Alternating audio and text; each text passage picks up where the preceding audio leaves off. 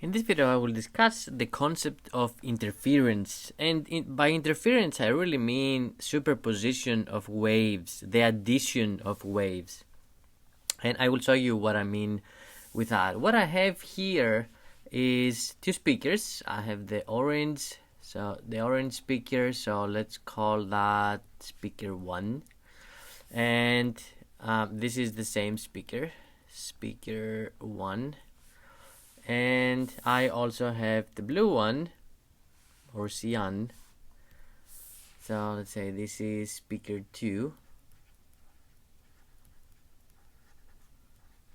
And here I have speaker 2, but I have pulled it a little bit to the left. So they are the same speaker. I have left speaker 1 in the same position. Now so this is me here, okay. So I am let's say I am right here,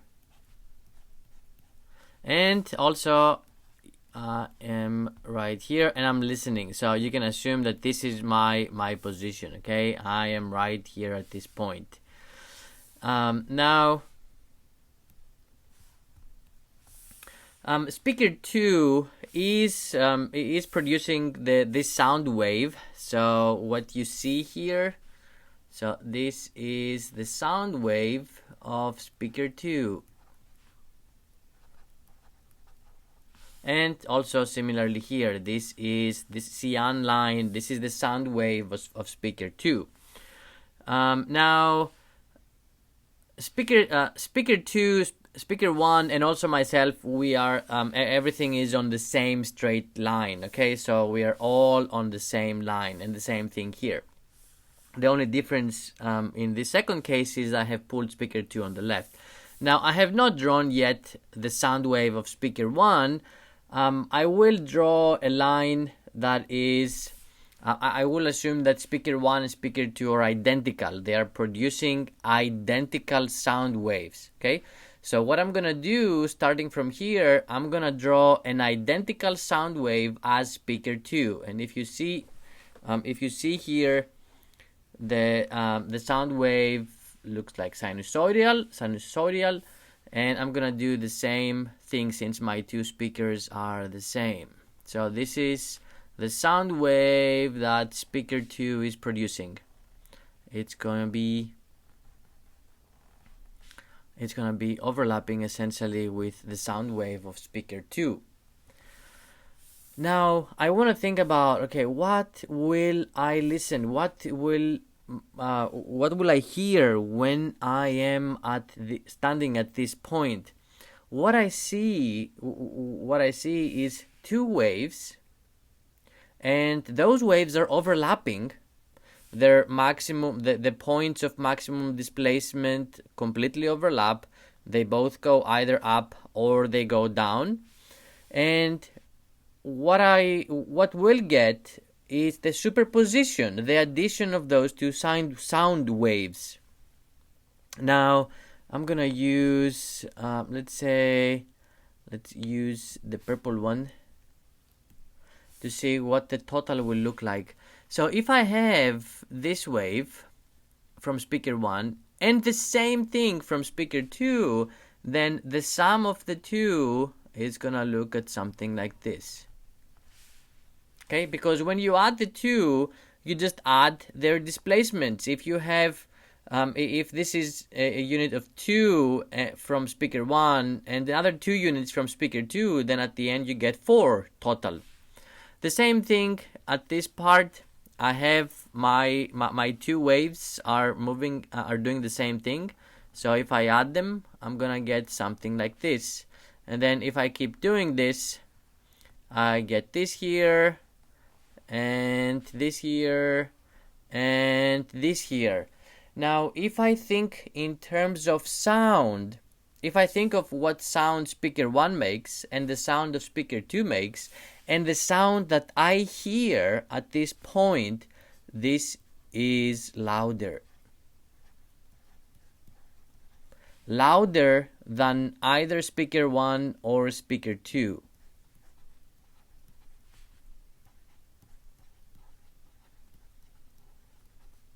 Speaker 1 by itself, I mean.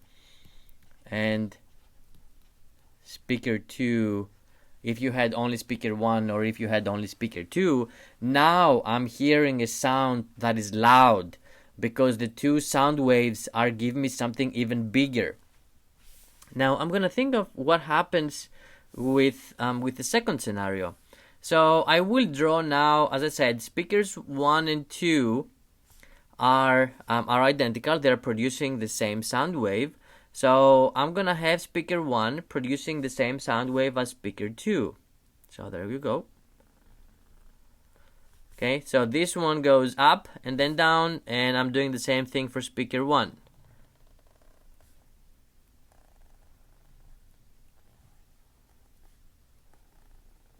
And again, I'm gonna think, now that I have the two sound waves drawn, I'm gonna think of what do I hear when I'm standing at this particular point in space. So I have to think about superimposing or adding the two sound waves from speaker 1 and speaker 2. And this is what I'm gonna think about. When this part of the sound wave of speaker 1, this one has positive values, and I see the sound wave from speaker 2 has exactly the same and opposite values. If this is a 1, that's a -1. If that's a 2, that's a -2. So when I add all of these with those, I get nothing because they cancel out completely. And actually, you know what? Instead of drawing, I'm just gonna draw a straight line, because what you get is exactly 0 for everything. So my total, the superposition of the sound wave from speaker 1 and speaker 2 give me exactly 0 because they cancel out completely. And what this is telling me is that I hear nothing. Okay? It is completely quiet. You hear, there is absolutely no sound that you hear because the two sound waves completely cancel out. Now, when you have, I'm going to talk about terminology now, how we call these cases.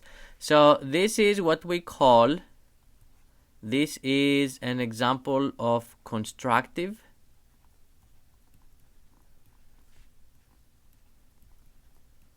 interference.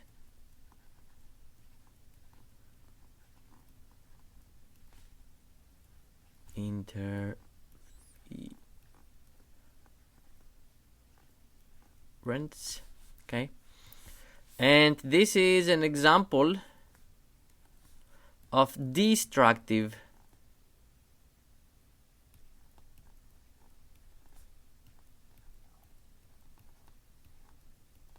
interference.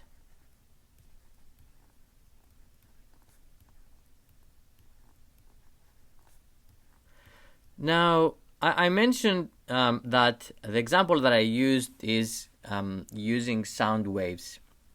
And I mentioned when you have constructive interference with sound waves, it gets louder.